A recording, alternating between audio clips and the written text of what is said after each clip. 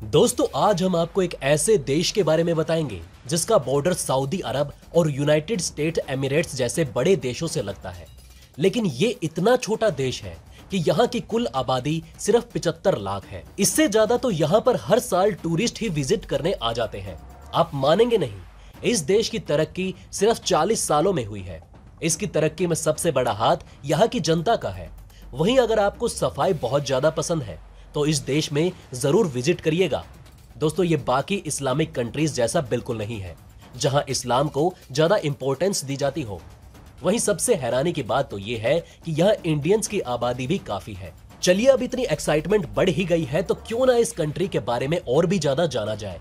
इसके लिए दोस्तों आप ये वीडियो आखिरी तक जरूर देखिएगा। दोस्तों, सबसे पहले तो आपको ये बता दें कि इस देश को ओमान कहा जाता है, लेकिन इस देश का पूरा नाम द सल्तनत ऑफ ओमान है। ये देश 1970 से पहले बहुत ही पिछड़ा हुआ देश था। यहाँ लोगों के पास ना खाने को था ना ही पहनने को।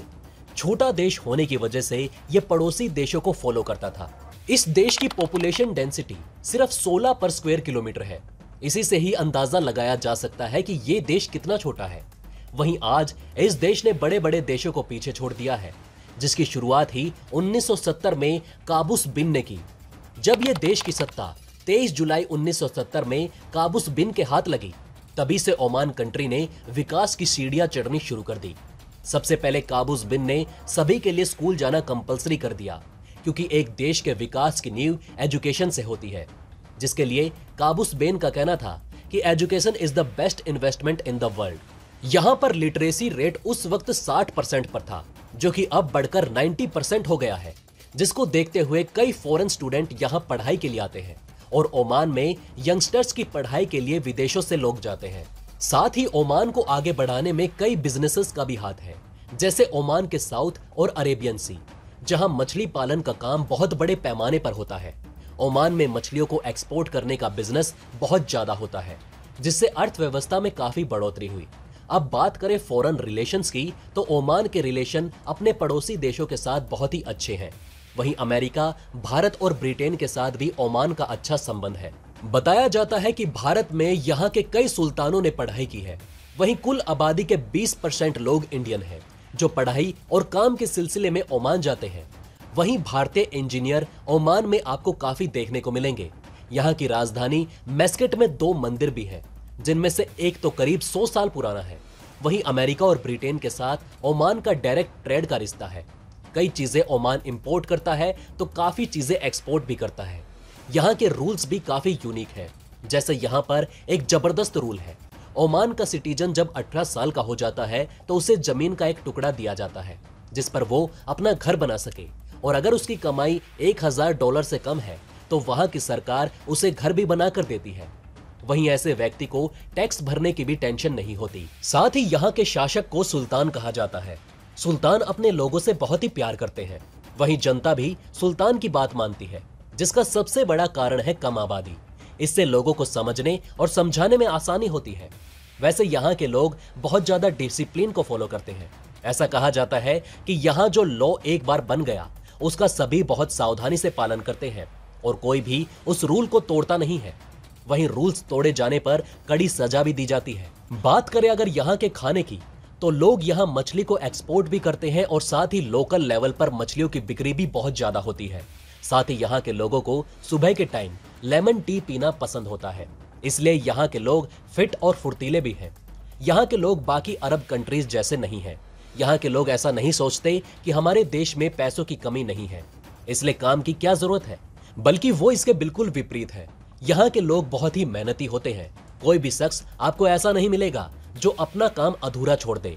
यही कारण है कि सिर्फ 30 से 40 सालों में ये देश विकसित देशों के साथ कंधे से कंधा मिलाकर चल पा रहा है। वहीं यहाँ पर दिन में काम ना के बराबर होता है, क्योंकि यहाँ बहुत ज्यादा गर्मी पड़ती है। इसलिए ज्यादातर काम जैसे कंस्ट्रक्शन और बाहरी काम रात के समय ही होते हैं। बाकी ऑफिसेज का काम दिन के टाइम होता है। वहीं लोग भी ज्यादातर रात को ही बाहर निकलते हैं, इसलिए कई बार दुकानदार भी दिन के टाइम दुकानें बंद कर देते हैं। अब बात करें धर्म की, तो जैसे कि हम जानते हैं अरब कंट्रीज में इस्लाम को ज्यादा तवज्जो दी जाती है, लेकिन ओमान में ऐसा बिल्कुल नहीं है। अरब देशों की तरह यहाँ इस्लामिक लोगों को ज्यादा महत्वता नहीं दी जाती। बल्कि सभी को एक समान समझा जाता है और यहाँ पर कभी भी धर्म को लेकर राजनीति नहीं की जाती। ये भी एक कारण है कि यहाँ प्रगति ज्यादा फलती फूलती है। यहाँ की आबादी में 75% लोग मुस्लिम हैं, वहीं 25% में हिंदू, क्रिश्चियन और बाकी धर्मों के लोग आते हैं। 1970 के बाद से ही लोगों ने शहरों की तरफ बढ़ना शुरू कर दिया, इसलिए आज कुल आबादी का 88% हिस्सा शहरों में और सिर्फ 12% हिस्सा रूरल एरिया में रहता है। इस देश की उम्र सिर्फ 30 साल है, इसलिए कहा जाता है कि ये ओमान बहुत ही जवान देश है। साथ ही अगर आपको साफ सफाई बहुत ज्यादा पसंद है तो आपको ओमान जरूर जाना चाहिए, क्योंकि ओमान बहुत ही साफ सुथरा देश है। यहाँ सुबह ही सफाई हो जाती है, जिसके बाद आपको रात तक कहीं गंदगी नहीं मिलेगी। वहीं ये देश इस्लामिक कंट्रीज की तरह औरतों के प्रति रूढ़िवादी सोच भी नहीं रखता। यहाँ औरतों को खुलकर अपने अकॉर्डिंग जिंदगी जीने की आजादी है। आज ओमान की औरतें हर क्षेत्र में बढ़ रही हैं, जिसमें बिजनेस से लेकर देश की सेवा के लिए मिलिट्री ज्वाइन करना भी शामिल है। यहाँ पर औरतों को वोटिंग और सरकार में भी पूरी हिस्सेदारी दी जाती है। ये सभी कारण मिलकर टूरिज्म को बढ़ावा देते हैं। आप खुद ही सोचिए, जहां साफ सफाई, इक्वालिटी और डेवलपमेंट के साथ देश खूबसूरत होगा, उस देश में टूरिज्म कैसे नहीं बढ़ेगा। इसलिए 2019 तक यहां 6 से 7 मिलियन लोग हर साल घूमने आते थे। लेकिन जैसा कि हम सभी जानते हैं कि पेंडेमिक की वजह से टूरिज्म बहुत ज्यादा प्रभावित हुआ है, इसलिए 2 सालों से यहाँ की टूरिज्म भी ठप पड़ चुकी है। खैर दोस्तों, यहाँ पर आपको बहुत बड़े मॉल्स और रेस्टोरेंट मिल जाएंगे जो यहाँ की चमक धमक में 4 चांद लगा देते हैं। वहीं यहाँ की करेंसी दुनिया में तीसरे स्थान पर आती है, जिसका इंडियन करेंसी में रेट 190 रुपए होता है। यहाँ के लोगों की बात करें तो उनका स्वभाव बहुत अच्छा है।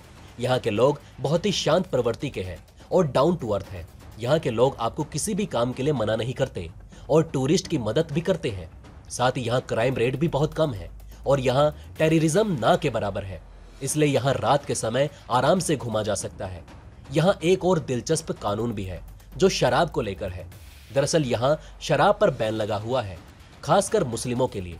अगर यहाँ कोई शराब पीता हुआ पकड़ा जाता है तो उसके अगेंस्ट स्ट्रिक्ट एक्शन लिए जाते हैं। वहीं क्रिश्चियन को शराब पीने की छूट है, लेकिन वो भी सिर्फ अपनी मंथली सैलरी का 10% ही शराब पर खर्च कर सकते हैं।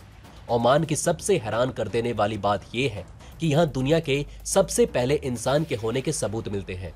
जब यहाँ की कब्रों और गुफाओं पर रिसर्च की गई तो वो करीब 1,60,000 साल पुरानी निकली, जिससे ऐसा कहा जाता है कि इंसानियत की शुरुआत यहीं से हुई। खैर दोस्तों, ये तो कोई नहीं जानता, पर हम जो जानते हैं वो इसी साल जनवरी में सुल्तान काबूस बिन दुनिया को छोड़कर चले गए, लेकिन ओमान को यहां तक पहुंचाया और लोगों में सबसे बेहतर ओमान का सपना जगाया, जो लोग हमेशा जड़ तक पकड़े रहेंगे। तो दोस्तों, ओमान को लेकर आपकी क्या राय है, हमें कमेंट करके जरूर बताइएगा। इसी के साथ दोस्तों, मैं मिलता हूं आपसे ऐसे ही किसी अगली वीडियो में। तब तक के लिए हमारे चैनल पर बने रहें। धन्यवाद।